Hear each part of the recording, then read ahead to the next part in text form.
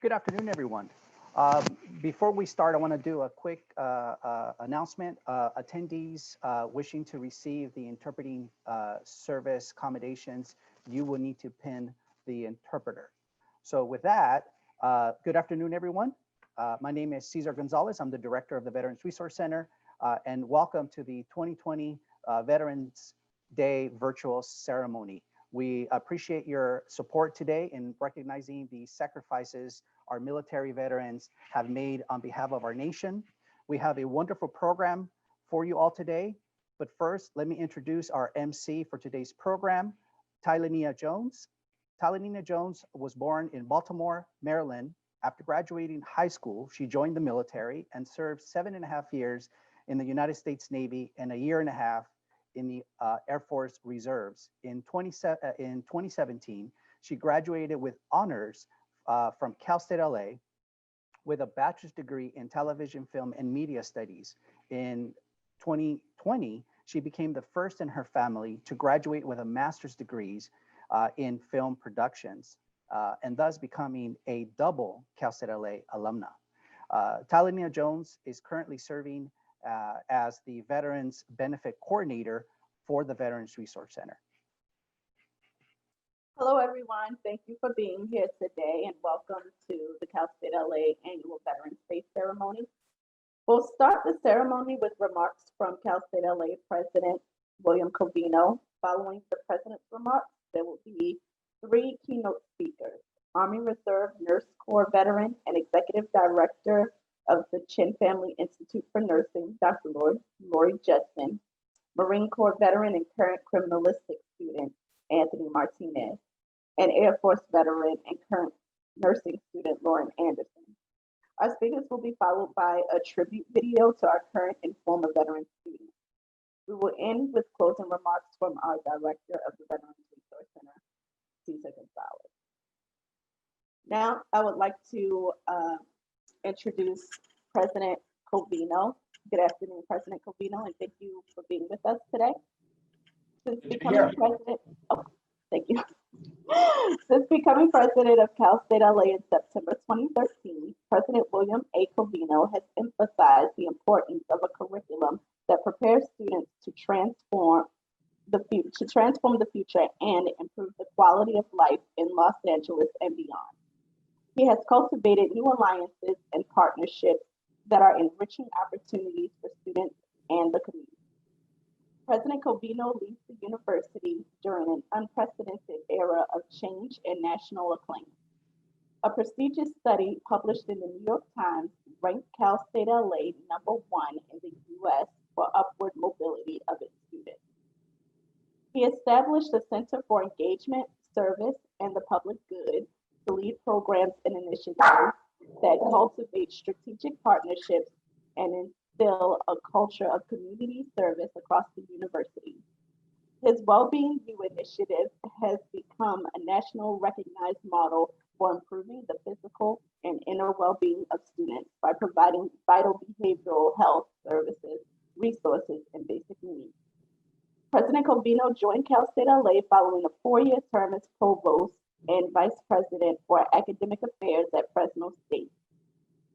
He holds a PhD in English and has published important scholarship on the power and uses of rhetoric, persuasion, and imagination. He is also a nationally celebrated proponent of civic learning and a recipient of the American Association of State Colleges and Universities William M. Platter Award for Leadership in Civic Engagement. Ladies and gentlemen, I would like to present to you Cal State LA President William A. Covino. Thank you very much. Good afternoon, everybody. I know that there are a lot of you out there that I can't see, but I welcome you all. And I'm so glad that we've put together this virtual celebration of such an important event. This year, our Veterans Day ceremony takes place, as you know, during a time of turmoil and uncertainty.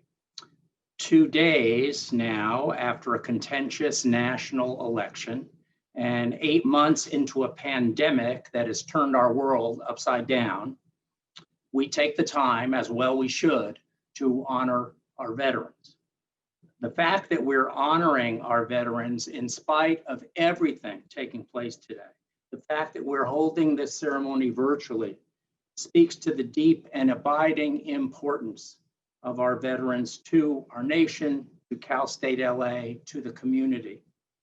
Whether we vote blue or red, whether we're young or old, we can all agree that our veterans deserve our honor and respect.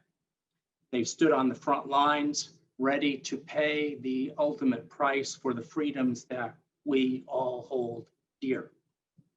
They've made great sacrifices in the name of the nation. Today, our mutual respect for veterans is a cord of commonality during a time of discord.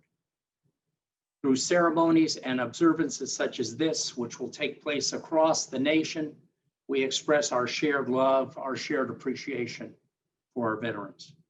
Through them, we acknowledge the ties that bind us all with one another. And though many are no longer in uniform, we continue to hold all of our veterans in great esteem. They bring us a worldview, a set of values, a commitment to service that our nation needs. At Cal State LA, our veterans continue to serve the university, to serve other student veterans, to serve the community. They embody and really do represent so deeply an ethic of service, the ethic of engagement and service for the public good that is the official motto of Cal State LA. We will see that ethic in the veterans who speak to us today. Lauren Anderson is an undergraduate student in the Patricia A. Chin School of Nursing. Before enrolling at Cal State LA, Lauren served in the Air Force as a medic. She was drawn to the military by a love for taking the road less traveled. Lauren was stationed in South Dakota for 4.5 years while she was on active duty, and she served another 3.5 years in the Air National Guard in California. Lauren was deployed to Qatar and Japan, and today she aspires to be a registered nurse and to work in a critical care unit. This Ohio native is also an EMT and medic with experience working in a whole range of clinical settings. So we are so pleased and look forward to hearing from Lauren in just a little bit. We're also going to hear from Anthony Martinez. Anthony is a Cal State LA alum and a current Cal State LA student who grew up within walking distance of the university. In 2019, Anthony graduated with a Bachelor of Science in Microbiology and a minor in Forensic Science. Today, he's a master's student working toward a degree in criminalistics. Before enrolling at Cal State LA, Anthony enlisted in the Marines. He completed combat training and military police training. Anthony reported to Combat Logistics Regiment 17 at Camp Pendleton and was deployed to Afghanistan. He would deploy twice to Helmand Province, Afghanistan, where he served for more than a year. Anthony also served for 2 years as a military police officer at Camp Pendleton. And during his time in the military, Anthony earned a number of awards, honors, commendations, including a National Defense Service Medal and an Afghanistan Campaign Medal with 2 stars. We look forward to hearing from Anthony as well. And we will also hear from our most esteemed faculty member, Dr. Lori Judson, a member of the Cal State LA family who serves as Executive Director of the Chin Family Institute for Nursing. Dr. Judson spent 21 years in the Army Nurse Corps, United States Army Reserve, where she served as the chief nurse for the 349th Combat Support Hospital and retired as a lieutenant colonel. Throughout history, we have counted on men and women such as these who serve in our armed forces. and they should be able to count on us for support and assistance in their lives as students. Thank you so much to the staff and students of the Veterans Resource Center for your role in enriching the lives and experiences of veterans at Cal State LA. Our Veterans Resource Center provides a wealth of resources and a place where veterans can feel a sense of camaraderie. The VRC is helping veterans write their futures. I'm proud of the work of the VRC. I am proud of our veterans. Please join me in thanking the men and women who have served this country with distinction. We all applaud your extraordinary service. Thank you, President Covino, for your warm remarks and continuous support of our student veterans and the students at Cal State LA. I would like to introduce our first keynote speaker and faculty veteran on campus, Dr. Roy Judson. Dr. Judson is currently the Executive Director of the Chin Family Institute for Nursing at Cal State LA. She retired as the Director of the School of Nursing and the Emerita Professor at California State University, Los Angeles in 2016. Dr. Judson graduated from a diploma program in nursing at Madison General Hospital in Madison, Wisconsin. She completed her BSN at the University of Wisconsin-Madison. She received a Master's of Science in Nursing at UCLA and received her PhD at the University of San Diego. She has a postmaster's nursing practitioner certificate from Cal State LA. In 2017, she celebrated 50 years as a registered nurse. Following clinical practice in emergency nursing, neonatal intensive care, and pediatric intensive care, Dr. Judson began her career at Cal State LA in 1976 as a visiting professor for the School of Nursing and served many years as an adjunct professor and lead pediatric instructor. In 1997, she joined the School of Nursing faculty on a tenure track. Her research interests and publications include the care of chronically ill children, simulation in nursing education, and academic practice partnerships. She received the Cal State LA Distinguished Women Award in 2009 and has been awarded Sigma Theta Tau Mu President's Award 3 times for her work in the annual School of Nursing Evidence-Based Research Forum held at Cal State LA. Dr. Judson's career path also includes 21 years in the Army Nurse Corps, United States Army Reserve, where she served as chief nurse for the 349th Combat Support Hospital in Bell, California. She retired as a lieutenant colonel. Everyone, I am pleased to present to you Dr. Roy Judson. Thank you for that introduction, Ty, and to Caesar for inviting me to speak briefly today. It's not often that I'm asked about my military service, so I feel privileged to tell you a bit about my career in the United States Army Reserve Army Nurse Corps and my role in Operation Enduring Freedom, Operation Iraqi Freedom during the Global War on Terrorism, also known as GWOT. When I was 45 years old, I made a decision to join the Army Nurse Corps. My children were then 10 and 14, and I was here at Cal State LA as an adjunct professor in the School of Nursing, having completed both my bachelor's and master's degree in nursing. I have a slightly older cousin who was also a nurse and had joined the Army Reserve's Nurse Corps, so I followed in her footsteps, albeit later in life. I was commissioned as an officer at the rank of first lieutenant and sworn in at my home in Altadena.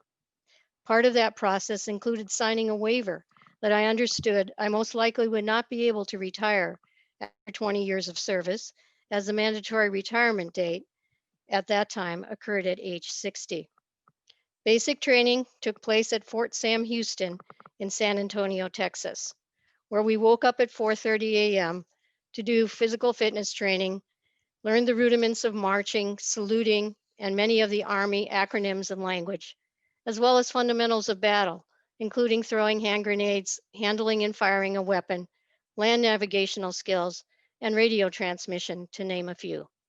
I was placed in the 349th Combat Support Hospital here in Los Angeles, which was comprised of soldiers, officers, and enlisted to fill all the departments necessary to run a hospital, including pharmacy, surgery, medical surgical, laboratory techs, physicians, and many others. As most of you know, the reserve is not full-time, but 1 weekend a month with a 2-week annual training period, usually in the summer. On our weekends, we were initially based in Hazard Park, across the street from LA County Hospital, and so it made sense that we practiced nursing skills and taught our enlisted soldiers on those hospital wards. During our 2-week periods, we set up a field hospital at a training base, Fort Irwin, Camp Kennelton, Camp Roberts, or others further away, Fort McCoy in Wisconsin, and Fort Bliss in Texas. We then simulated war scenarios, receiving, treating, and transferring wounded warriors using either mannequins or live soldiers. Defense of the hospital was included, and nights might be spent in simulated battles using laser weapons. My first mobilization came in 1996 when I was sent to back up full-time Army nurses to one of our American hospitals in Würzburg, Germany for 4 months. The full-time nurses were deployed to Kosovo during that conflict, and I was placed on a mother-baby ward due to my pediatric experience. I had achieved the rank of captain, and because I was a professor, I offered case studies for the first lieutenants to complete every week to strengthen their knowledge base, which did not necessarily make me popular with them, but pleased my superior officer. In 1999, our unit was sent on a 2-week medical training exercise to Puerto Barrios, Guatemala. The people there were recovering from the effects of Hurricane Mitch, and we set up a mobile clinic in an abandoned school near a banana plantation to serve the villagers who lived there and worked harvesting the bananas. Our battle there was with heat, humidity, mosquitoes, scorpions, and a snake or two. My most significant mobilization occurred when I was ordered to report on January 26, 2004 to Fort Lewis, Washington, to prepare to be sent for 14 months to Landstuhl, Germany. By this time, my children were now 22 and almost 26 years old, so I felt more comfortable than many young soldiers who left small children behind. In fact, during that time period, my daughter was married. I was able to get leave to come back for her wedding, but was spared most of the planning. Landstuhl Regional Medical Center, at the top of a high hill in the woods above the little village of Landstuhl, Germany, was then and is now the only major U.S. medical center in Europe. It was considered the fourth echelon of care for wounded soldiers during the Iraqi and Afghanistan wars. A wounded soldier on the battlefield would be treated initially by a medic, then be helicoptered to a forward surgical unit, then be transferred to a combat support hospital where they would be further stabilized before being flown on a C-17 to Ramstein Air Base, then transferred to a bus reconfigured to carry stretchers for the 15-minute ride to Landstuhl Regional Medical Center. Now a major, my role was the officer in charge of triage. We had a team of 4 nurses along with an enlisted support team that worked out of 2 double-wide trailers set next to the hospital. Our division was called Deployed Warrior Medical Management Center, or in Army parlance, DWMIC. Each of us worked 24-hour shifts, and during that time we tracked electronically and sorted or triaged all of the wounded or ill soldiers coming from battles in Iraq and Afghanistan. This meant that by reading their initial diagnosis, we would classify them as either a hospital admission or ambulatory to be seen in the clinic. Further classification would include the specialty ward to which they would be assigned. The hospital staff was alerted to their upcoming admissions. At some point in the 24-hour shift, usually around 3 a.m., we might be able to go to our barracks and sleep for a few hours, knowing the morning flight was underway and all soldiers had been accounted for. By 6 or 7 a.m., they would have arrived at the entrance to the emergency department from the Ramstein Air Base. Once they arrived at our doors, a call would go over the intercom in the hospital for the patient movement team to come down and transport the soldiers on gurneys to their respective wards. If we saw that a soldier was coming with a CCAT, or critical air transport team, which consisted of a critical care nurse, respiratory therapist, and physician, we knew immediately they were likely on a ventilator and would go to the ICU. On some days and nights, we saw multiple flights from Balad or Baghdad. That year, we did not receive many flights from Afghanistan. If you recall, 2004 carried with it the highest deaths and wounded in the war. Both battles of Fallujah took place in that year, the first from April 4th to May 1st, and the second from November 7th to December 23rd. The second battle was particularly deadly. The equation states for every soldier killed in battle, there are usually 6 to 7 wounded. After the second battle, we saw 537 wounded soldiers in 3 days. In that month of November, there were over 1,400 wounded, the most in the war. In addition to those two fierce battles, the dining facility incident in Mosul took place on December 4th, 2004, killing 22 and wounding 66. The most difficult part for me was seeing the constant arrivals of victims of IED blast injuries with one or more limbs missing and realizing how very young many of these soldiers were and what they would need to endure to heal. Limb loss was twice what it had been for World War I, World War II, and Korea, and 1.8% higher than Vietnam. In addition, we saw the effects of many invisible wounds from blast injuries, deafness, and traumatic brain injury, and the inevitable war outcome for many, mental health issues. Once stabilized by surgery or other treatment, usually within 3 days, the wounded who would not go back to battle were readied for transport back to the continental United States, or CONUS, for further treatment and rehabilitation by an equally important team.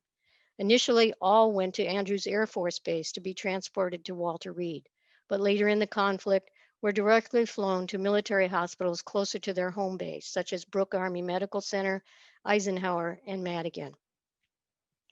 I returned back to the United States in March 2005 and resumed teaching in the fall. Needless to say, I did not suffer as the fighting soldiers did, both men and women. However, even I had some difficulties adjusting to civilian life again. The fallout of this war and others, as you are all aware, goes beyond the physical wounds, but stretches to the psychological after effects, PTSD and depression. As we all know, drug addiction, alcoholism, and homelessness can follow, while the ever-present threat and reality of suicide lurks in the mind of many of these veterans. A recent report of one Marine battalion in the Fall Fallujah Battle of 2004 stated that more of their soldiers had now died from suicide than they'd lost in the initial conflict.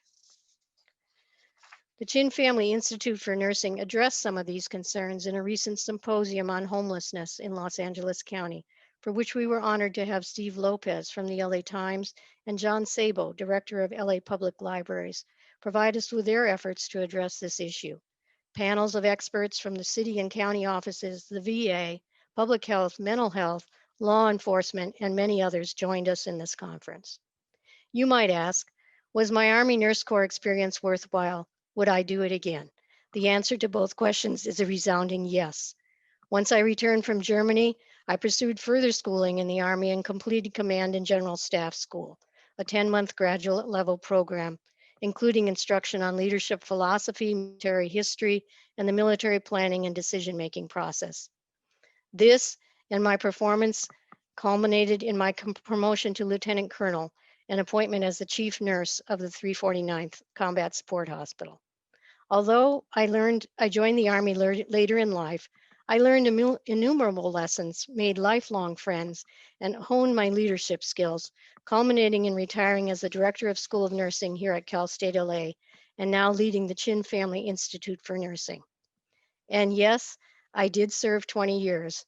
Due to my position and performance, I received extensions to the then mandatory retirement date of 60 and retired at the age 66 after 21 years. Thank you for listening to my story and attending this Veterans Day event. Thank you, Dr. Judson, for your service in our military and your continued service to our students at Cal State LA. Next, I would like to introduce our first student speaker, Mr. Anthony Martinez. Anthony, or Tony as we like to call him, is a Marine Corps veteran and father of two. He is currently studying for his master's in criminalistics. Ladies and gentlemen, Anthony Martinez. Thank you for the introduction, Ty. Good afternoon, everyone, and thank you for joining us today in celebrating our nation's veterans. I want to thank the Veterans Resource Center and Cal State LA for allowing me to speak today. Veterans Day, along with many other holidays, is very special to me. It's a day we honor the living that dared to wear the military uniform and carry our nation on their backs. No matter the role they played, they were vital in maintaining the very freedoms that we enjoy today. I joined the Marine Corps for the same reason. I learned many skills vital to survival at war and carried various roles while in Afghanistan. I was a vehicle driver in armored vehicles. I was a machine gunner. I swept for improvised explosive devices, also known as IEDs, using metal detectors. I was a radio operator, but what I didn't expect was how much more I would gain from my military experience. I learned how to be a leader, and not just learn how to tell people what to do, but also help them be successful. I've continued to lead in group projects for classwork and also hold different officer positions in academic and veteran organizations. This truly helps me be a better father to my 2 kids. Being a parent by day and completing my master's program at night has been a struggle during this pandemic, but in the military, I also learned to never give up. That's not something that's said while you're at war or something that you say while you're working out. It's genuinely a model to live by. No matter how difficult things may seem to be, you will always be better so long as you never give up in bettering yourself. I aspire to be better because I can't fail. Failing to me would mean that I cannot provide for my wife and 2 kids, and I won't let that happen. Fortunately, my wife, who is a first-generation Latina and college graduate who has her master's in marriage and family therapy, has shown me that no matter your circumstances, you're capable of anything so long as you don't give up. She's living proof of accomplishing your goals no matter the hardships we face, and because of this, she motivates me to be better. Now, being a veteran means more than getting discounts and free meals. It means positively impacting those around you. It means being the best person you can because being successful can be contagious. It means helping those around you, and it means motivating them as well. And most importantly, it's having a why. And your why is what gets you up in the morning and the reason why you're pushing through those late nights. And my why is my children and my platoon sergeant who died in Afghanistan 11 years ago. There are constant reminders that 1, I am fortunate to be alive, and 2, that I need to provide the best possible example for my children to emulate. Failing would mean I fail them. It's not as easy as it's said. Transitioning out of the military is one of the most challenging things I've done. I've struggled a lot, but I've learned more about myself. I've read various books on veterans transitioning out of the military, and I've talked to other veterans in the VRC on campus, and they've helped me overcome my daily struggles. The VRC provided an environment where I felt comfortable sharing my feelings and thoughts.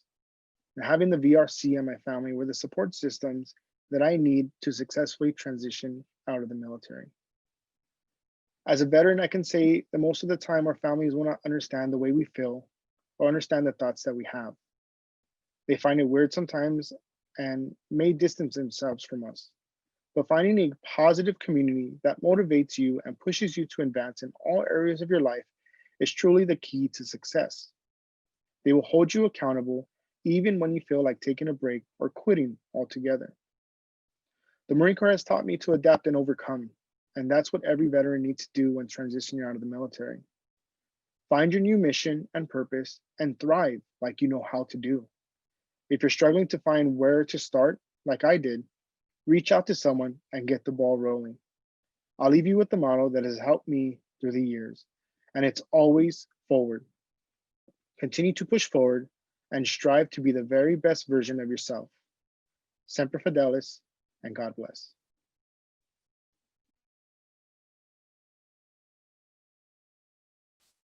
Thank you, Tony, for your commitment to your fellow students and to your fellow veterans. And we also would like to thank your family as well. Our last speaker today is Lauren Anderson. Lauren is a veteran of the U.S. Air Force. She is currently studying nursing and is one of our favorite work studies at the VRC, but don't tell anybody else that. Ladies and gentlemen, Lauren Anderson. Thank you, Ty. Hello, everyone. My name is Lauren Anderson. I'm currently a student veteran here at Cal State LA. I am in my second year of the nursing program. I'm going to tell you a little bit about my military experience, but first I want to touch a bit on my background. I'm originally from Cleveland, Ohio, and while I was in high school, I moved to Austin, Texas. This was a drastic difference for me. It's a difference in culture, difference in weather, different accents, you name it. The biggest difference for me, however, was the diversity. When the high school I attended in Cleveland, Ohio, at the time was in the top 5 most diverse schools of the nation, while the high school I transitioned to in Texas consisted of 5% minority. Just to give you an idea of the culture shock I experienced while 14 and 15 years old. Little did I know that this was eventually going to prepare me for my experience and my future in the Air Force. Just being amongst people with different backgrounds and away from family and friends or loved ones. While I was in Texas, that's when I gained my interest in joining the military. We had recruiters consistently coming by at our lunch hour to tell us all the different benefits and reasons why we should join. And while the benefits were great at the time, I was just a bit of a rebel and wanted to go in a path that not many others were taking. A lot of my friends were looking at more traditional routes. Upon my graduation of high school, I wasn't completely sold on the idea, and my father was very against me enlisting at the time. So I decided to go to school. I went to the University of Texas at San Antonio in pursuit of a bachelor's in biology. At the time, I knew I wanted to go into the medical field, but I wasn't completely sure what I wanted to do in the field. It was around the end of my second year where I'd racked up enough debt to make me uncomfortable. And this is when I decided to drop out and enlist into the Air Force. The top reasons that I enlisted were traveling and school. As far as traveling, I had dreams of being stationed overseas in some foreign country. This did not happen for me. However, I did get stationed in South Dakota, and like overseas, it was foreign to me. South Dakota was just a big change of pace for me, as I was always in bigger cities in my life previous to that. However, I did get to deploy overseas a few times, and I also did various TDYs and trainings across the US. So I got to travel much more than I probably would have had I not gone into the military. As far as schooling, the Air Force paid off some student loans, and they are now paying for nursing school, which I am grateful for. When I enlisted in the Air Force as a medic. As a medic in the Air Force, you get your EMT license. With this license, you have a bigger scope of practice than most EMTs do in the civilian sector. So many times I was doing different nursing activities and procedures. This is kind of when my interest peaked in nursing. At this time, I had done about 4 years active duty, and I decided to transition into the Guard to go part-time. And in the Guard, I ended up doing another 3 years. Ironically, the reasons that I ended up getting out of the military were the same reasons I enlisted, traveling in school. As far as traveling, I wanted to get out of South Dakota. While I was very grateful for the experience, I got to see Mount Rushmore and lots of vast open land, but I did not know if I could do another winter there. So I decided to transition to the Guard out here in California with much nicer weather. As far as schooling, I wanted to go to school full time, and I couldn't do that active duty. I did have an opportunity to do online schooling, which I tried, and it was not for me. I know that's ironic now because I've actually done more online nursing school than in class due to COVID, but I'm adjusting. When it's brought up in conversation that I was in the Air Force or that I served or I'm a veteran, I always consistently get the same question. And that's if I'm happy with my decision or if I had any regrets about it. And there's so many layers to the question because like any other profession or career, there are many pros and cons to it. But overall, I would definitely say yes. I would do it all over again. If I was to change anything, I probably would have gone in right after high school just to have a more streamlined process of my service and my schooling. Some of the challenges I experienced, I know a lot, they talk about diversity in the military, which is true, and diversity is great. However, it's not presented in the same manner that a lot of people imagine. When you think of things like a diverse city, you have an established city where people have been there together and melted together. Whereas in the military, you have different people from different racial and ethnic backgrounds. And not only that, it's different religious, political, financial, cultural backgrounds, all the different avenues of diversity you can think of. However, they put all those people together and they're not quite melted together yet, how you think of diversity in other situations. So this really forces you to adapt quickly. If you just think about basic training, they put me in a dorm in bunk beds with 60 other females from 60 different backgrounds and places on this planet. So that just gives you an idea how quickly you have to adapt to things and learn to maneuver in environments that are conducive to everyone. There was also a lot of rotation in the military. So at any time, your entire chain of command is changing. If it's not your direct supervisor changing, it's your commander changing. I once had 5 supervisors in 2 years. So you have to get used to adjusting to a lot of different leadership styles, and you have to learn followership skills. And I say all the time, people don't put enough emphasis on followership skills. You always are told your whole life growing up, be a leader, learn to lead. And it's very important, I feel, to learn how to be a leader and a follower.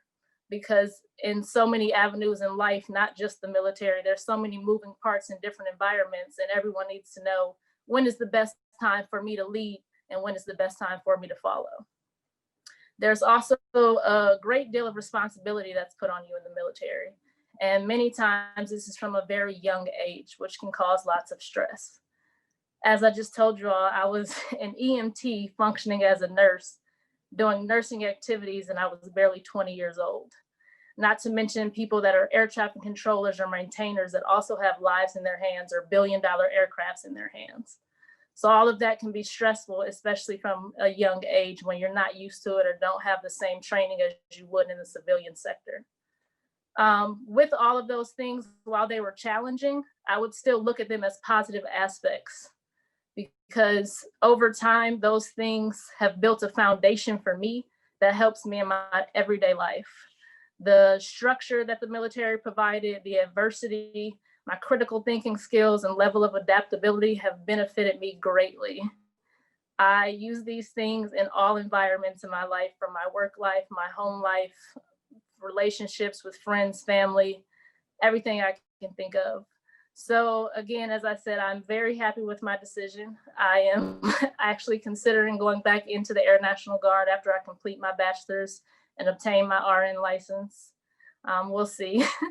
But with all that being said, I just really want to thank everybody for coming out here and listening to all of us today. I also want to thank my fellow veterans for their service to this country, and happy Veterans Day.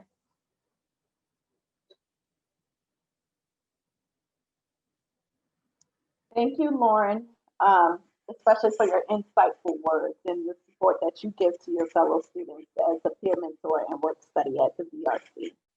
We wish you so much success in the future. Before I turn it over to our director, we want you to take a moment to check out our student veteran tribute video. Our current and past students were kind enough to share with us a small glimpse into their time in the military by providing photographs of them in service.